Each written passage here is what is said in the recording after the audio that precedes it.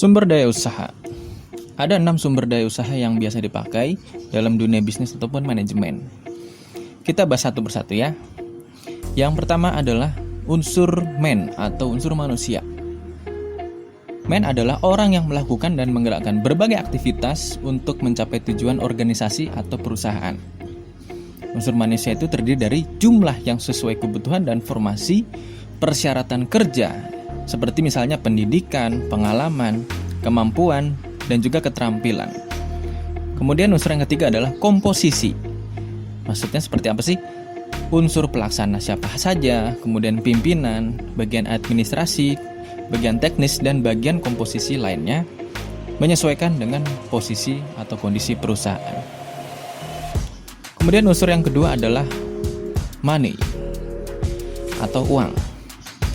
Jadi unsur uang adalah salah satu unsur yang penting dalam mencapai tujuan selain manusia. Karena apa? Uang itu sebagai alat tukar dan juga pengukur nilai suatu usaha. Dalam faktor uang, harus juga memperhitungkan secara rasional untuk menghitung apa aja sih? Yang pertama adalah jumlah tenaga kerja yang harus dibayar, bahan baku yang dibutuhkan, peralatan dan perlengkapan yang harus dibeli, kemudian yang nanti akan dipakai untuk proses produksi, dan juga pada akhir periode untuk menghitung hasil penjualan yang dicapai. Kemudian unsur sumber daya usaha yang ketiga adalah material. Setelah kita membahas dari man dan juga money, perusahaan pasti membutuhkan material atau bahan-bahan baku untuk proses produksi. Jadi material itu adalah ketersediaan bahan baku untuk produksi yang diolah manusia menjadi sebuah produk ataupun layanan. Jadi awalnya itu adalah sebuah bahan baku atau bahan yang masih mentah, kemudian akan menjadi barang setengah jadi atau barang jadi yang dikelola oleh tenaga ahli, sehingga material tersebut akan menjadi produk dengan nilai yang lebih tinggi dan pastinya lebih bermanfaat dan memiliki daya jual sehingga menghasilkan sebuah keuntungan dalam suatu perusahaan. Jadi setelah kita membahas man, kita menghitung menganggarkan unsur money, yang ketiga adalah material atau bahan baku untuk produksi. Unsur sumber daya yang keempat adalah mesin. Nah, mesin ini wajib sebuah perusahaan itu memiliki. Karena apa? Mesin mampu meringankan dan mempermudah unsur manusia dalam melaksanakan pekerjaan. Bisa melaksanakan pekerjaan dalam proses produksi maupun bagian administrasi ataupun divisi-divisi teknis menyesuaikan perusahaan tersebut. Mesin juga digunakan untuk mengolah bahan baku atau material maupun untuk mempermudah proses produksi. Mesin juga harus diperhatikan. Karena apa? Performa mesin itu pasti akan mengalami penyusutan atau penurunan fungsi.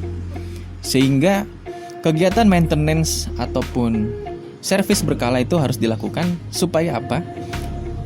Mesin dalam performa yang sangat bagus, proses produksi terus berjalan, dan akhirnya penjualan pun tetap ataupun meningkat. Unsur sumber daya usaha yang berikutnya adalah methods. Setelah kita membahas man, money, material, sampai mesin, wajib membahas suatu metode atau cara. Jadi metode ini adalah metode kerja yang menyesuaikan diri dengan kebutuhan masing-masing organisasi. Apakah metode ini digunakan untuk bagian atau divisi produksi, ataupun metode yang digunakan bagian divisi administrasi. Bayangkan sebuah perusahaan atau sebuah pabrik atau manufaktur ataupun usaha yang kecil, pasti ada metode untuk proses produksi dan juga metode untuk administrasi. Nah, setiap bagian dalam divisi-divisi perusahaan pasti memiliki tugas dan fungsinya masing-masing. Otomatis setiap divisi tersebut memiliki metode sendiri. Jelas ya?